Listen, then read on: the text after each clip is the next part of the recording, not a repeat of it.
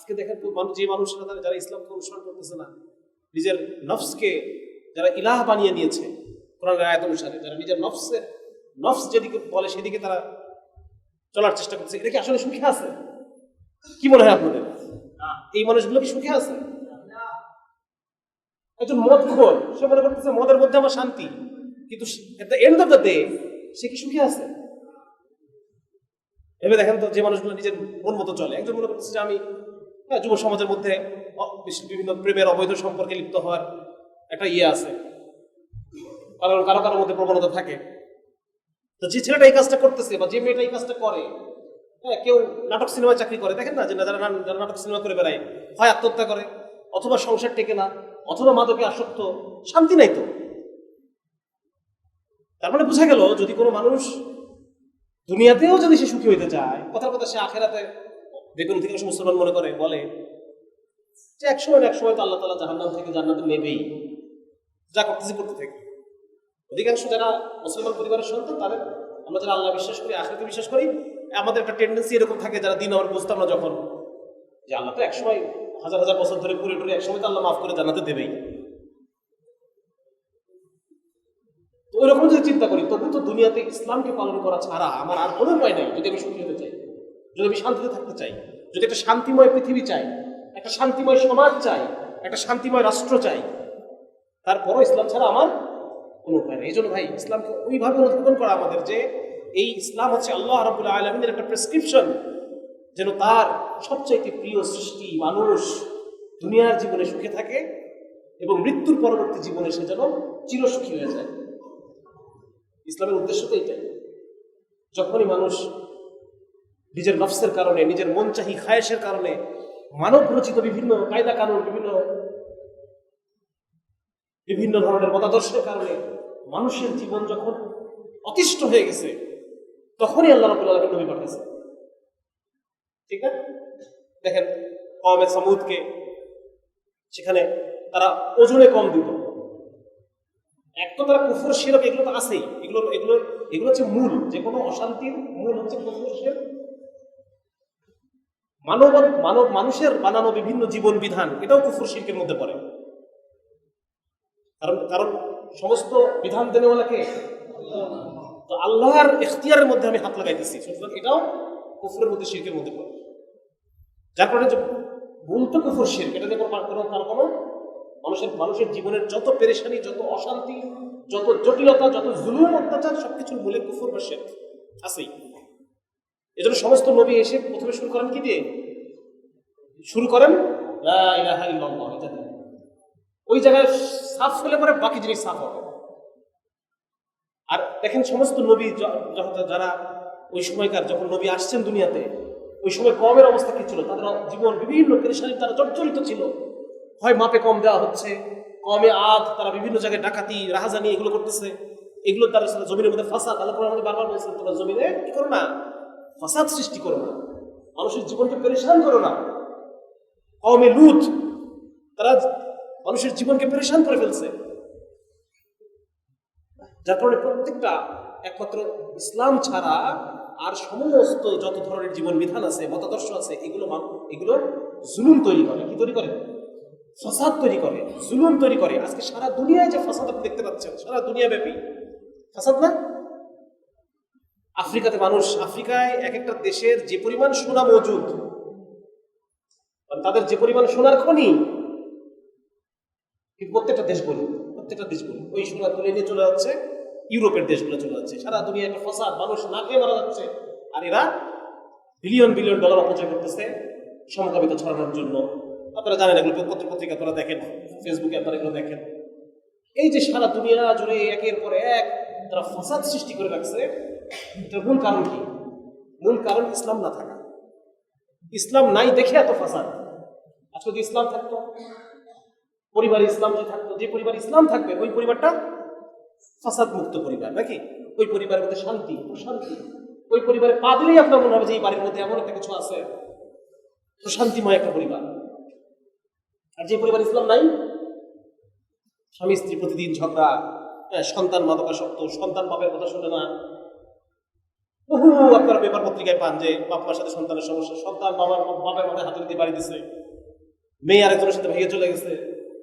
আর না এগুলো আরো বহু ধরনের ফ্যাসাদ আছে পরিবারের মধ্যে, যে জিনিসগুলা ইসলাম না থাকার কারণে আসছে। একটা সমাজের মধ্যে যত ধরনের অস্থিরতা, একটা ইসলামী সমাজ কেমন হবে আমরা এগুলো দেখি নাই। আমাদের দুর্ভাগ্য যে আমরা এগুলো দেখি নাই। একটা ইসলামী রাষ্ট্র কেমন হয় আমরা এগুলো দেখি নাই। আমরা এমন একটা সময় আল্লাহ রাব্বুল আলামিন আমাদেরকে দুনিয়াতে পাঠাইছেন, তাও তো আলহামদুলিল্লাহ আল্লাহ রাব্বুল আলামিন আমাদেরকে বিভিন্ন জায়গা থেকে ইসলামের বিজয়ের কিছু কিছু চিটাফোটা আমাদেরকে বোঝার তৌফিক দিচ্ছেন। কিন্তু আমাদের আকাবিরিন যারা ছিলেন, যখন খিলাফতের দুনিয়া থেকে মিটে গেছে 1924 সালের পর, ওই মুহূর্তটা চিন্তা করেন ওই সময় যারা মুসলমান দুনিয়াতে ছিলেন কত কষ্ট, কত অন্তরের মধ্যে বেদনা নিয়ে তারা দুনিয়া থেকে চলে গেছে।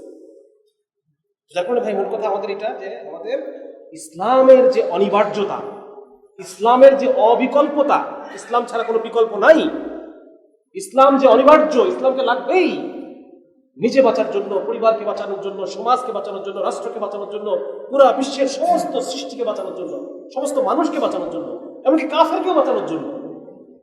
কাফের কল্যাণও কিসের মধ্যে? আপনারা দেখছেন না বিগত হাসিনা সরকার হিন্দুদেরকে নিয়ে কত রাজনীতি করছে। আমরা দেখছি যে পুলিশ সাঁওতাল পল্লীতে আগুন দিচ্ছে। আপনারা এই ভিডিও দেখছেন এগুলা?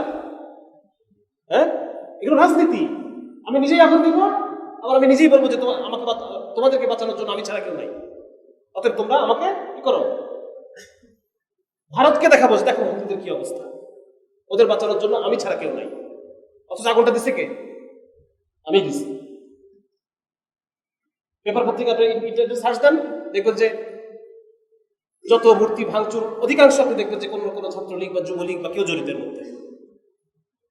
সার্চ দিয়ে দেখেন, সমস্ত খবরের হেডলাইনগুলো দেখেন। যার ফলে বিষয়টা হচ্ছে এটা, যে যদি অমুসলিমদের আজকে তোমরা বুঝতেছে না, আমরা যখন বলি যে খেলাফার কথা বলি বা আমরা শরিয়ার কথা বলি, আমরা ইসলামের কথা বলি, ওরা তখন জিজ্ঞেস করেছিল সেই রাষ্ট্রে অমুসলিমদের অধিকার কি হবে। আরে ভাই, অধিকার বেশি পাবা এখন যা পাচ্ছ তার চেয়ে। আমার কথা বুঝে আসছে ভাই?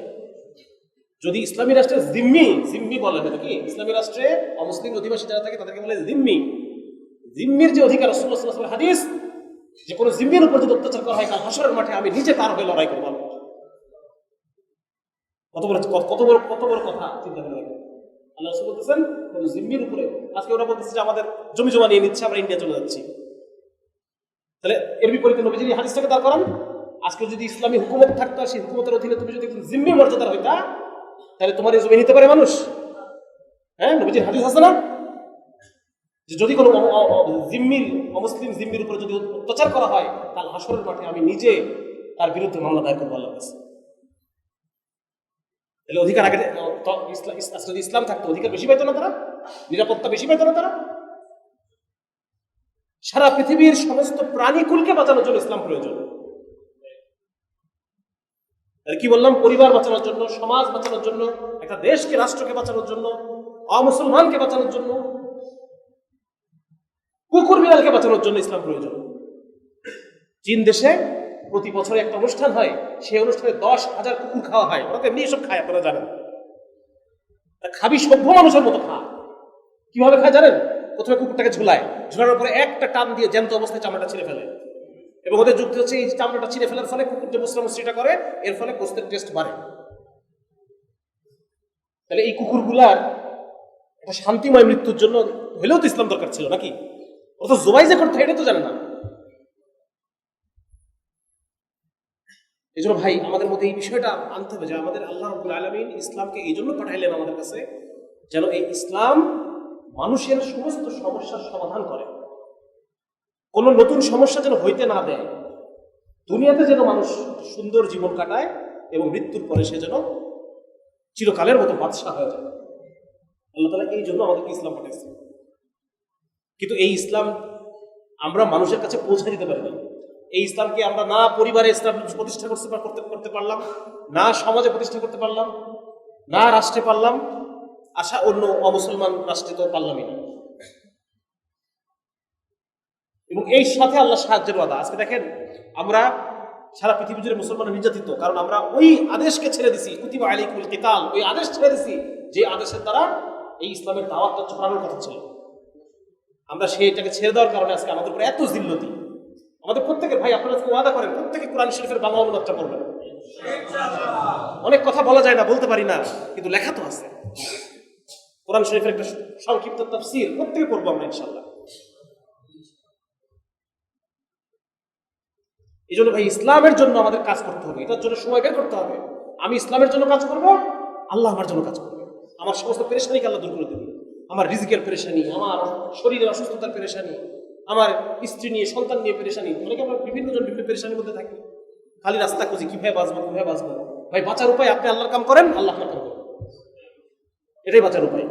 কারণ আপনি তো রাস্তা খুঁজে পাবেন না, পাবো নাকি? আমরা সমস্যা থেকে রাস্তা খুঁজে পাই, আর আল্লাহর সামনে রাস্তার অভাব নাই। আল্লাহ তাআলার সামনে হাজার লক্ষ রাস্তা আছে আমার সমস্যাটাকে সমাধান করা। আমি হয়তো একটা দুটো ছাড়া চোখে দেখি না। এই জন্য ভাই সবাইকে দিনের কামে লেগে যেতে হবে, ইসলামকে পরিপূর্ণভাবে জানা, বোঝা, ইসলামের গুরুত্বকে উপলব্ধি করা, এবং এটা আরেক ভাইকে এই জিনিসটা বোঝানো। এটা বোঝাতে হবে যে ভাই, একটা বেকারকে বোঝাতে হবে, ভাই তুমি যে আজকে বেকার, এর কারণ ইসলাম নাই।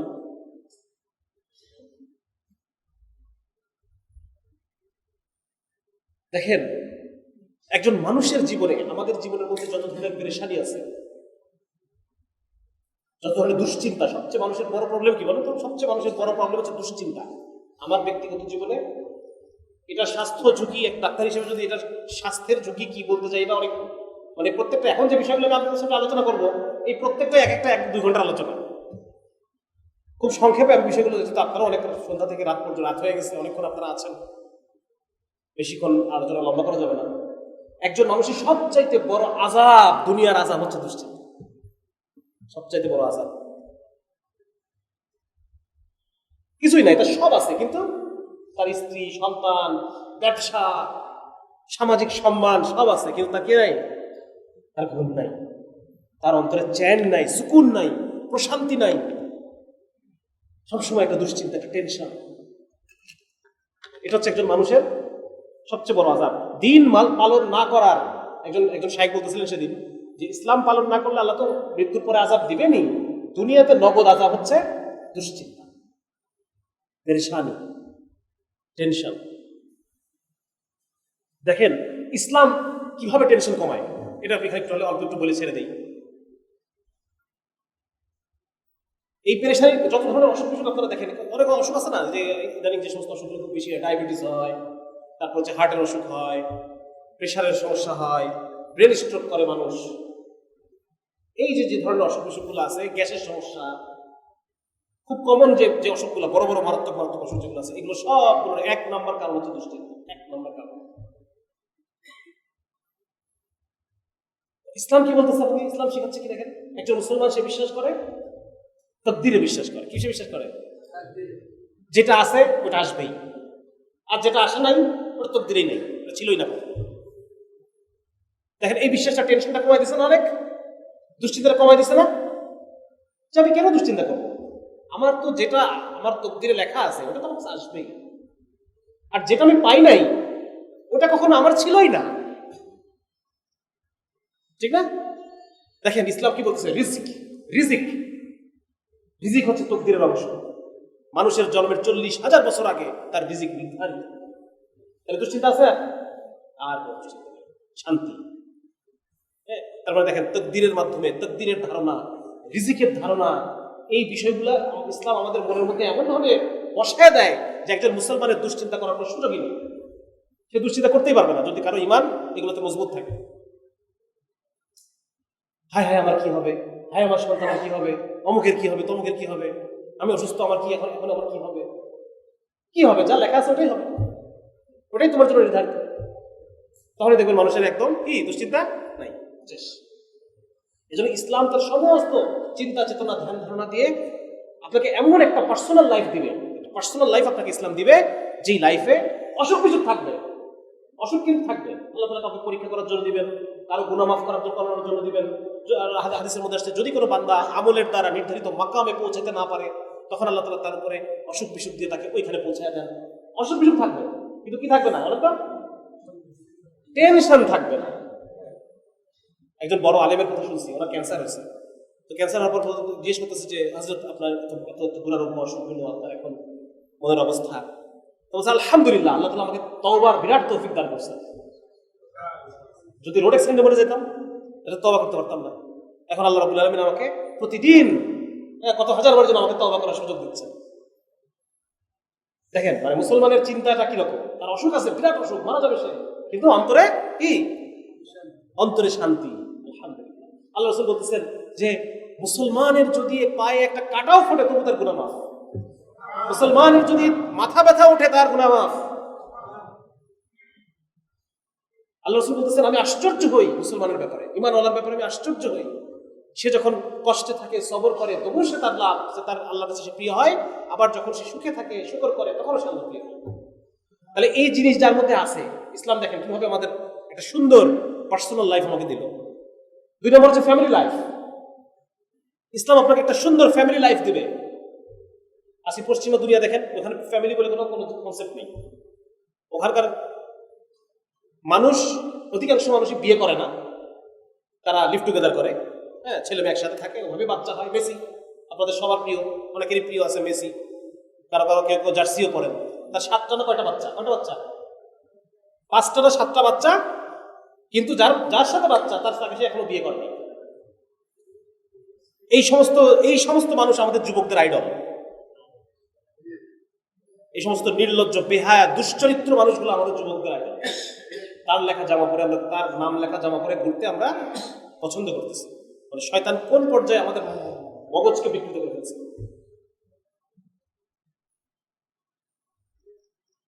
তো পরিবার বলতেছিলাম যে পশ্চিমা বিশ্বে পরিবার বলে কোনো ধারণা, মানে পরিবারের ধারণা এত বেশি দুর্বল। হ্যাঁ, সেখানে অধিকাংশ মানুষ এমনিই থাকে, এমনি বাচ্চা কাচ্চা হয়। আবার কোনো একদিন মনে হলো, এবং এই পরিবারগুলো যারা থাকে প্রথম বাচ্চা হওয়ার পরে 70% আলাদা হয়ে যায়। বুঝতে পারছেন? যেহেতু এদের কোনো কি নাই, কোনো কমিটমেন্ট নাই, কোনো বন্ধন নাই। আমাদের বিয়ে দেখেন, বিয়ে যখন হয়, যদি স্বামী স্ত্রীর মধ্যে ঝগড়াঝাটি হয়, এই সম্পর্কটাকে বাঁচানোর জন্য সবাই চেষ্টা করে, ঠিক না? বাপ মা চেষ্টা করে, বন্ধু বান্ধব পাড়া প্রতিবেশী চেষ্টা করে, নইলে আত্মীয় স্বজন মিলে সালিশ ডেকে চেষ্টা করে, তাও না হলে পরে উকিল ডেকে আইন করে এটাকে টিকায় রাখার জন্য একটা পর্যায়ে করতে চেষ্টা করা হয়। এরপর একবারই যখন হলো না, রাসূল সাল্লাল্লাহু আলাইহি ওয়াসাল্লাম বলেন হালাল কাজ সময়ের মধ্যে নিকৃষ্ট হচ্ছে তালাক। হালাল কাজগুলোর মধ্যে নিকৃষ্ট কাজ হচ্ছে কি? তার মানে একটা পরিবারকে টিকায় রাখার জন্য কত চেষ্টা আমাদের, আর ওদের কোনো চেষ্টা নাই। ওদের পরিবারটা এরকম যে এটা টিকে থাকার খুব একটা দরকার নেই। একটা বাচ্চা হওয়ার পর 70%, 2টা বাচ্চা হওয়ার পরে বাকি 30% শেষ। আর বিয়ে যারা করে, এই বিয়ে করেনেওয়ালাদের মধ্যেও 66% বিয়ে তালাক হয়ে যায়, প্রথম বাচ্চা দ্বিতীয় বাচ্চা হওয়ার পর তালাক হয়ে যায়। এরকম পরিবার। এর পিছনে কারণ কি? এর পিছনে কারণ হচ্ছে পুরুষ এবং নারী দুইজনই মনে করতেছে আমরা সমান। কি মনে করতেছে? সমান যখন মনে করছে, তখন কেউ কাউকে ছাড় দিবে? আপনি আর আমি সমান, আমি আপনাকে কোনো বিষয়ে ছাড় দিব? আপনি আমাকে ছাড় দিবেন? পান থেকে চুল খসলে আলাদা হয়ে গেলাম, যা সংসার করলাম না তোর সাথে। পার্টনার, ওরা বলে কি পার্টনার, পার্টনার মানে কি সমান সমান। আর আল্লাহ কি বলতেছেন? আর রিজালু কাওয়ামুনা আলান নিসা, সমান না। পুরুষের স্থান নারীর উপর, সমান না। কারণ এইটাই আমাদের শরীরের সাথে যায়। নারীর শরীর এমন ভাবে আল্লাহ তাআলা তৈরি করছেন যে সে স্বভাবতই মামুর, সে অনুসরণ করবে। আর পুরুষ হচ্ছে আমির, সে সিদ্ধান্ত প্রদান করবে। বুঝতে পারছেন? আমাদের শরীর, আমাদের হরমোন, আমাদের ব্রেন ম্যাপ এরভাবে তৈরি করা আছে। তো যখন সমান করে দিছি তখন তো এলোমেলো হয়ে গেছে সবকিছু। যখন উপরে নিচে আছে, এটা ঠিক আছে, এটা পরিবারটা টিকবে। এটা পুরুষ চিন্তা করবে যে না, ছোট মানুষ ভুল করছে, করতেই পারে। ও চিন্তা করবে না, বড় মানুষ একটা কথা বকা দিতেই পারে। সমান যদি থাকে তাহলে এগুলো মানতে পারবে? আর মানতে পারবে না। এরকম বহু উদাহরণ আছে, এটা নিয়ে 1 ঘন্টা কথা বলা যাবে। এটা এখন আমি ছেড়ে দিলাম। তাহলে বোঝা গেল, যদি একটা আদর্শ সুন্দর পরিবার, সেই পরিবারে ইসলাম থাকতে হবে। ইসলাম ছাড়া পরিবার টিকবে না, আদর্শ পরিবার হবে না। সেটা শান্তিময়, প্রশান্তিময় পরিবার সেটা হবে না। প্রতিদিন ঝগড়াঝাটি হবে, টেনশন হবে, গালাগালি হবে, ভাঙচুর হবে। হ্যাঁ, ওই পরিবার যে সন্তানটা বেরোবে, সন্তানটাও মানসিকভাবে কি হবে বলেন? বাপমার সাথে সুসম্পর্ক নাই যে পরিবারে, সেই পরিবারের সন্তান কেমন হয়? তার মানসিক অবস্থা কেমন হয়? অন্যরকম হয়। আর যে পরিবারের স্বামী স্ত্রী মিল মহব্বত ভালো, ওই পরিবারের সন্তানটাও তার ব্যক্তিত্ব, তার চিন্তা চেতনা সুন্দর হয়। একইভাবে এভাবে সমাজের মধ্যে যখন ইসলাম থাকবে, সেই সমাজটা হবে প্রশান্তির সমাজ, শান্তির সমাজ। আজকে আপনি টাকা নিয়ে বাজারে যান, একটা মাছ কিনতে যান, কিন্তু আপনার মধ্যে সবসময় টেনশন থাকে যে আমি যদি আপনি ফল কিনতে গেছেন, দেখবেন যে শুনতে খারাপ লাগতে পারে, কেউ ফল ব্যবসায়ী থাকতেও পারেন এখানে, যে যেই ফলটা দোকানদার ভিতরে ঢুকাই দিবে ওইটাই বলেন না, কথা বলেন, ওইটাই পছন্দ। আপনি নিজে যেটা বেছে বেছে নেবেন এটা ঠিক আছে, যেই দুই একটা ও দিছে, তার মানে প্রতিটা মুহূর্তে আপনি যদি যখন আপনি বাজারে যাচ্ছেন, আপনি একটু টেনশনে আছেন, আপনি কি প্রশান্তির মধ্যে নাই? আপনি যে প্রশান্তিময় একটা বাজার করবেন, এটা করতে পারবেন? বাজারে গেলে আমরা শান্তিতে থাকি? হ্যাঁ, মাছ দিল, মাছটা কেমন দিল না দিল, মানে এটাকে ভিতরে কাটলে আবার পচা দেখা যায় কিনা, ফলটা কেমন দিল না দিল। আর যদি উল্টাটা হইতো, দোকানদার নিজেই তার মালের দোষ বয়ান করতেছে, ভাই এটা নিয়ে না, এটা সমস্যা আছে। এরকম হয়েছে কিনা? ইসলামী হুকুমতের সময় এরকম বাজার ব্যবস্থা ছিল কিনা? এরকম অর্থ ব্যবস্থা ছিল কিনা? অর্থ ব্যবস্থা ছিল। আপনাদের একটা ঘটনা শোনাই। মোহামেন পাটোয়ারি নামে একজন লেখক আছে, আপনারা জানেন তো? অর্থনীতি লেখালেখি করে, নরওয়েতে পড়াশোনা করছে। তো ও নরওয়েতে ও কি বলতেছে যে ভাই আমি একটা দোকানে গেলাম যে একটা জামা কিনবো, তো ওই জামাটার মধ্যে একটা বোতাম নাই, ওখানে লেখা আছে যে এই জামাটার মধ্যে বোতাম নাই, অতএব এটা যদি কিনতে চান $5 কম। আমি নিয়ে গেলাম, ওই জামাটা আমি দিছি, ওখানে যে লোকটা দাঁড়াইছিল বললো ভাই এই দেখেন ট্যাগটা, এখানে বোতাম নাই। আমি তারপর এটাই নিব। পরে যখন ও আসছে কাউন্টারে আসছে, কাউন্টারের লোক তাকে বলছে ভাই এই জামাটার মধ্যে বোতামটা নাই, আপনি ভালো করে খেয়াল করেন। তখন বলছে যে আমি এটাই নিবো, কারণ এটা $5 কম, আমি এটাই নিবো। দেখেন আজকে আমাদের যে ব্যবস্থাগুলা ওরা কিন্তু নিয়ে নিচ্ছে, আর আমরা মুসলমান এগুলা ছেড়ে দিচ্ছি। আমাদের যে বৈশিষ্ট্যগুলো ছিল এগুলো ওরা কিন্তু এটা গ্রহণ করছে। যার কারণে এটা বলতেছি যে দেখেন আজকে যদি বাজারে ইসলাম থাকতো, মানুষের অর্থনৈতিক জীবনের মধ্যে যদি আজকে ইসলাম থাকতো, অর্থ ব্যবস্থার মধ্যে, তাহলে আজকে আপনি বাজারে যাওয়ার সময় আপনাকে তো টেনশন করতে হতো না, এত পেরেশান হতে হতো না আপনাকে, যে আমি ঠকলাম না জিতলাম এই চিন্তা আপনার করতে হতো না। আজকে বিভিন্ন রকম রাষ্ট্রের কথা হচ্ছে, হ্যাঁ, কেউ গণতান্ত্রিক রাষ্ট্রের কথা বলতেছেন, যারা কমিউনিস্ট তারা সমাজতান্ত্রিক রাষ্ট্রের কথা বলতেছে, কিন্তু আমরা যে ইসলামী রাষ্ট্রের কথা বলবো আমাদেরকে বাধা দেওয়া হচ্ছে, এটা বলা যাবে না। কেন ভাই? সবাই তোমাদের নিজেদের প্রস্তাবনা উপস্থাপন করতেছো, আমরা আমাদের প্রস্তাব উপস্থাপন করতেছি, এটা করতে দিবা না? মাঝে মধ্যে আমরা এরকম লিখি যে আমাদের প্রয়োজনে গণভোট করো, আমাদেরকে 2 মাস টাইম দাও, 2 মাসে তোমরা প্রচারণা চালাবো, আমরা প্রচারণা চালাবো, এবার গণভোট হবে। যে দেশের জনগণ তারা কোরআনের রাষ্ট্র চায় নাকি কোরআন ছাড়া রাষ্ট্র চায়, এটা তো করবে। তার মানে জনগণের মত তাদের কাছে কোনো বিষয় না। এই ডেমোক্রেসি বা গণতন্ত্র বলে আপনাকে একটা কি দেওয়া হচ্ছে, আপনাকে একটা ছোট বাচ্চাকে কি করে বুঝ দেয় না, বাবা বুঝ দিয়ে পাঠায় দেয়। হ্যাঁ, আমার কাছে আজ আসে, ধরেন মেয়ে আসছে আমার কাছে, আসলে পরে আমি এখন রাত্রেবেলা যাবো, আমাকে এখন আইসক্রিম খেয়ে যেতে হবে, অনেক রাত, আমরা কি করি এটা বুঝ দিই, হ্যাঁ বেটা আইসক্রিম ভালো না বলে টলে পাঠাই দিই। এটা হচ্ছে এই জিনিস, শব্দটাই হচ্ছে আপনাকে কি দেওয়া, আপনাকে বুঝ দেওয়া শব্দ। তার সব ক্ষমতা তোমার হাতে, আমাদের হাতে কোনো ক্ষমতাই নাই, সবই তোমার হাতে ক্ষমতা, তুমি যা বলবো তাই। আসলে কি তাই? এইরকম মানে পুরো বিশ্বটা এভাবে প্রতারণা। আপনারা জানেন যে দাজ্জাল শব্দের অর্থ কি? নিকৃষ্ট প্রতারক। দাজ্জাল শব্দের অর্থ নিকৃষ্ট প্রতারক, মানে প্রতারণা স্কয়ার। তো এই হচ্ছে দাজ্জালি দুনিয়া। আপনাকে প্রত্যেকটা মুহূর্তে আপনার সাথে কি করা হবে? প্রতারণা করা হবে আপনার সাথে। প্রতারণা, আমরা প্রতারণা মধ্যে আছি। বিপরীতে যখন আমরা বলতেছি যে না ইসলাম, ইসলামী হুকুমত, ইসলামী আইন, ইসলামের বিচার ব্যবস্থা, এইটা মানুষের ফিতরাতি, মানুষের শরীরের সাথে যায়, মানুষের মনের সাথে যায়। যেমন ধরেন গতকালকে একটা জায়গায় আলোচনা করতেছিলাম যে বিচারটা কেমন হয়, বিচারের লক্ষ্য কি হওয়া উচিত? যে অপরাধ করছে তার শাস্তি দেওয়া, এটাই? নাকি সমাজে যেন আরো কেউ অপরাধ করতে না পারে সে ব্যবস্থা করা? কোনটা হওয়া উচিত? এটা হওয়া উচিত না? বিচারের উদ্দেশ্য হওয়া উচিত এক, যে অপরাধ করছে তার সংশোধন, আর ভবিষ্যতে যেন আরো অপরাধ না হয়। যে চুরি করছে,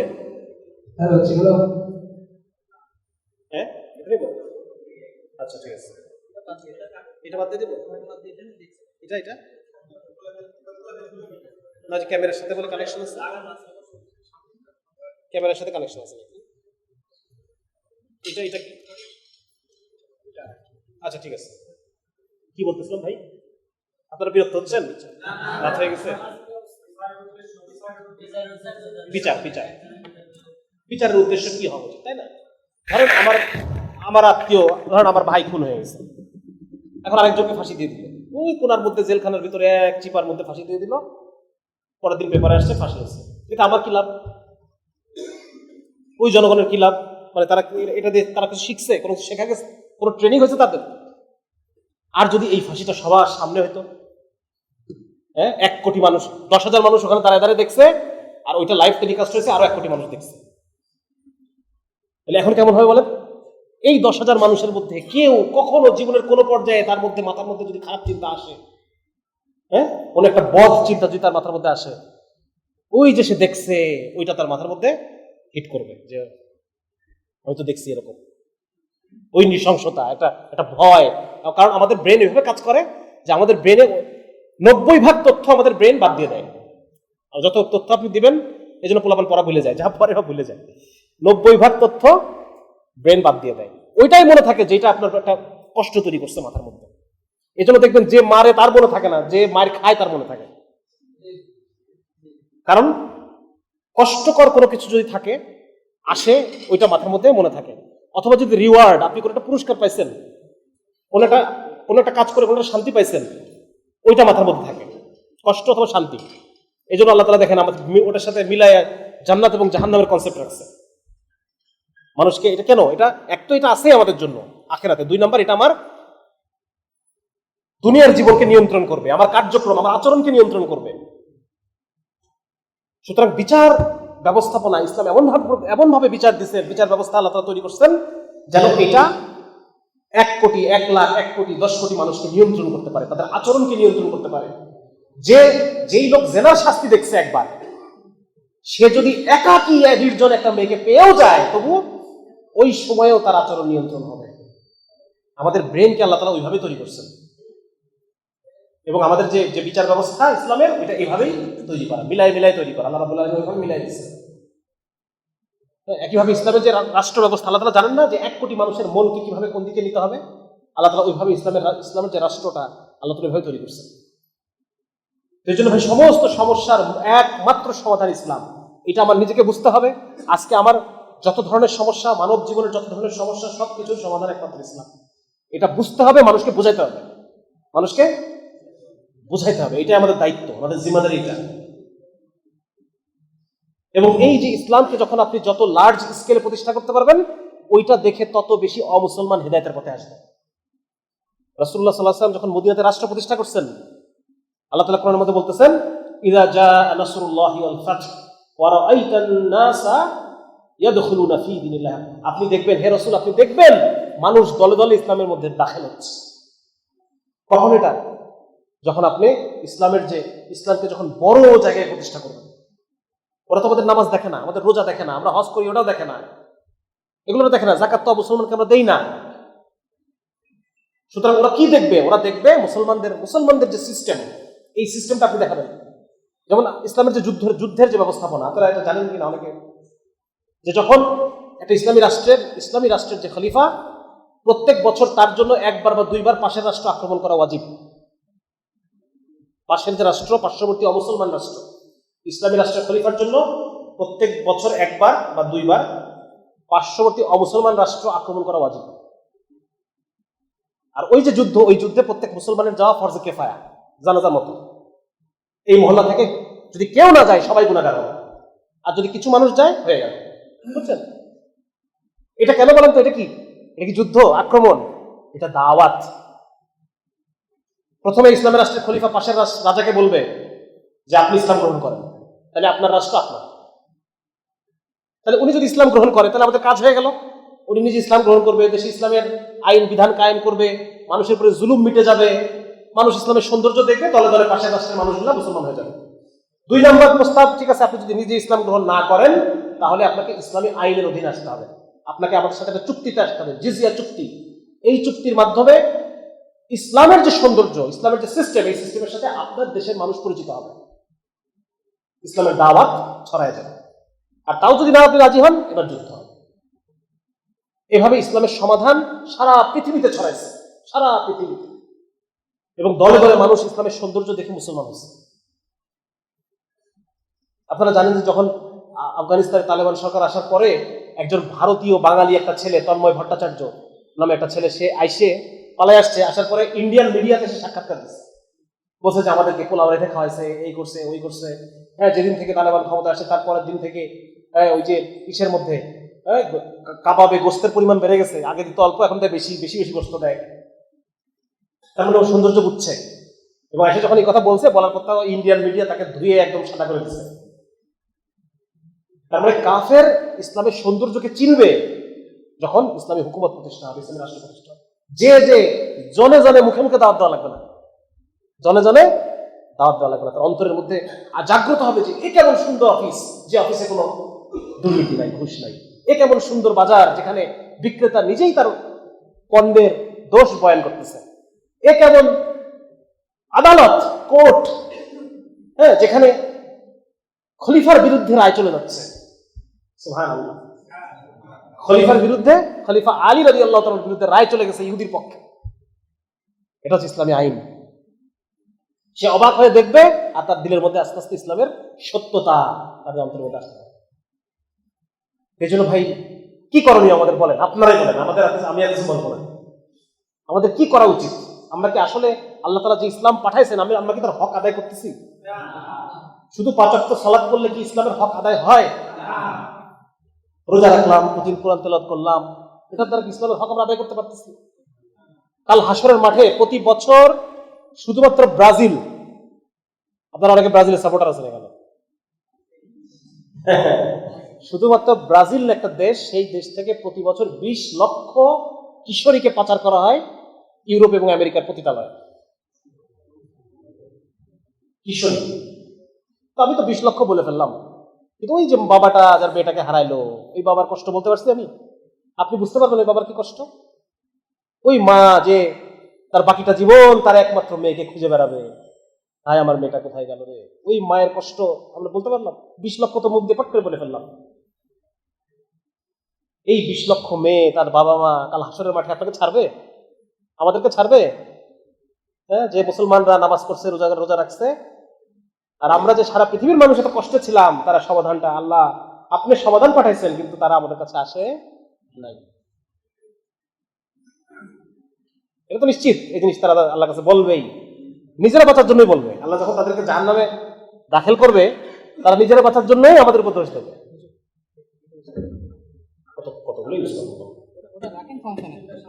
আচ্ছা, এই জন্য ভাই আমাদের করণীয় হলো, 1 নাম্বার, আমাদের নিজেদের প্রত্যেকের নিজের একটা কমান্ডিং জোন আছে। আপনার আর কেউ আপনার কথা না শুনে, আপনার পরিবার আপনার কথা শুনে, আপনার স্ত্রী আপনার কথা শুনে, আপনার সন্তান আপনার কথা শুনে, নিজের যে কমান্ডিং জোন, আমার কমান্ডে যে এলাকাটা আছে, এই জায়গায় ইসলাম প্রতিষ্ঠা করতে হবে। বুঝে আসছে ভাই? হ্যাঁ, যেমন ধরেন কেউ এখানে আছেন যে একজন শিক্ষক আছেন, তো তার ক্লাসে 50টা 60টা বাচ্চা পড়ে, ওই বাচ্চাগুলো হচ্ছে আপনার মেহনতের ময়দান। ওইখানে আপনাকে ইসলামের কথা বলতে হবে, তাদের অন্তরে ইসলামের যে আজকে যে কথাগুলো আমি বললাম, ইসলামের প্রকৃত গুরুত্ব, এই জিনিসটা তার অন্তরের মধ্যে দিতে হবে। আপনার প্রত্যেকে যার যার যে কমান্ডিং এলাকা আছে, সেই কমান্ডিং এলাকা, যার কিছুই নাই, একটা অবিবাহিত ছেলে, সে বলতে পারে ভাই আমার তো বউ নাই, আমি কার কাছে ইসলাম প্রচার করবো? বউ নাই, কিন্তু আপনার কমান্ডিং জোন হচ্ছে আপনার চোখ, আপনার 2 হাত, আপনার 2 পা, আপনার জবান, এগুলো আমার কি, আপনি রাজা, এরা হচ্ছে আপনার প্রজা। কমপক্ষে এগুলোকে তো আপনি নিয়ন্ত্রণ করতে পারেন, এগুলোর মধ্যে আপনি ইসলাম প্রতিষ্ঠা করতে পারবেন না? সুতরাং আপনার যে কমান্ডিং জোন আছে, এই কমান্ডিং জোনের মধ্যে কেউ আছেন অফিসের বস, তারা আন্ডারে হচ্ছে 20 জন লোক, 20 জন কর্মচারী, তারা দিনে চাকরি করে। এই 20 জনের মধ্যে কিভাবে ইসলামকে প্রতিষ্ঠা করা যায়, তার মধ্যে তাদেরকে দাওয়াত দেওয়া, যারা ইসলামের দিকে আসছে তাদেরকে একটু বেশি প্রমোশনের, এটা কনস্ট্যান্ট প্রেশার। যারা ইসলাম পালন করে তাদেরকে আপনি ভালো চোখে দেখতেছেন বস, এইটা বাকিদের জন্য একটা কনস্ট্যান্ট একটা প্রেশার তৈরি করে, সফট প্রেশার। এই প্রেশারের কারণে সেও ইসলামের দিকে আসতে বাধ্য হবে। আপনারা জানেন যে ইসলামিক দুনিয়াতে আগে দাসপ্রথা ছিল, জানেন না? দাসপ্রথা ছিল, এবং দাসদের মধ্যে ইসলাম গ্রহণের হার ছিল সবচেয়ে বেশি। ওই একটা রিসার্চ পেপার আছে, একটা বই আছে, বইতে কয়েকটা শহর, কায়রো, আলেকজান্ড্রিয়া, এরকম কয়েকটা শহরে দাসদের অবস্থা ওরা দেখাইছেন বই মধ্যে। একজন খ্রিস্টান একজন প্রফেসর উনি বলতেছে যে এই কয়েকটা শহরে দাসদের মধ্যে ইসলাম গ্রহণের হার প্রায় 60-70% দাস ইসলাম গ্রহণ করে। তো কেন করে? আমাদের ইসলামে তো জোর জবরদস্তি কাউকে মুসলমান বানানো নিষেধ, কাউকে জবরদস্তি করে মুসলমান বানানো আমাদের ধর্মে নিষেধ করা আছে। তাহলে এই লোকগুলো ইসলাম কেন গ্রহণ করলো? উনি বলতেছে কারণ ওই সমাজে সবচাইতে টপ ক্লাস মুসলমানদের মধ্যে টপ ক্লাস হচ্ছে যারা, তখন তো তুর্কিরা ক্ষমতায়, উসমানীরা ক্ষমতায়, সবচেয়ে টপ ক্লাস হলো তুর্কি যারা হচ্ছে এরা সবচেয়ে এলিট শ্রেণী। আর সেকেন্ড এলিট হচ্ছে কনভার্টেড মুসলিম যারা, তারা হচ্ছে সেকেন্ড এলিট, যারা অন্য ধর্ম থেকে মুসলমান হয় এদেরকে খুব মুসলমানরা কি করে, খুব আপন করে নেয়, তাদেরকে বিভিন্ন জায়গায় প্রমোশন দিয়ে দিয়ে আপন করে নেয়। এই যে একটা কনস্ট্যান্ট একটা সফট প্রেশার, যে আমি ছিলাম গোলাম, আমি যদি ইসলাম গ্রহণ করি তাহলে আমি হয়ে যাব আমির, এই যে সফট প্রেশার, এই প্রেশারের কারণে দলে দলে মানুষ ইসলাম, এবং আলটিমেটলি দেখা যাচ্ছে যে মুসলমানদের মধ্যে থাকতে থাকতে অনেকটা মনে হতে পারে যে এখন তো আল্লাহর জন্য তো মুসলমান হয় নাই, সে হচ্ছে দুনিয়ার জন্য। কিন্তু হয় কি, ধরেন যে কনস্ট্যান্ট মুসলমানের মধ্যে পরিবেশ থাকতে থাকতে থাকতে তালে বলার কথা শুনতে তার মধ্যে ওই অনুভূতি চলে আসে এক সময়। তো এই জন্য আমাদের ওলামারা বলেন যে কোনো কাজের শুরু ইখলাস আছে সবার শেষে, কাজ শুরু হয় রিয়া দিয়ে, ইখলাস আছে সবার শেষে। এই জন্য মানে ওনারা আলেমরা এই কথা বলেন যে কোনো আমল ছাড়বেন না, মাঝে মধ্যে যদি রিয়ার অনুভূতি আসেও আবার ইখলাসকে সংশোধন করে নেবেন, নিয়তকে সংশোধন করে এটা করতে থাকতে হবে। ইখলাস আসে সবার শেষে, যায় সবার আগে, বুঝতে পারছেন? তো যার কারণে এই দেখেন যেটা বলতেছিলাম যে এই কারণে এটা কোন প্রসঙ্গের জন্য কথাটা আসলো, আমাদের কি করণীয় এখন, হ্যাঁ আমাদের কি করণীয়, এই যে অমুসলমানদের যে তারা আমাদেরকে ধরবে কাল হাসরের মাঠে, এখান থেকে বাঁচতে হলে আমাদের নিজেদের ইসলাম সম্পর্কে পড়াশোনা করতে হবে। আলহামদুলিল্লাহ এখন বাংলা ভাষায় অনেকগুলো কিতাব, আপনারা প্রত্যেক যুবকরা এখানে আছেন, প্রত্যেক মহল্লায় আপনারা পাঠাগার তৈরি করেন।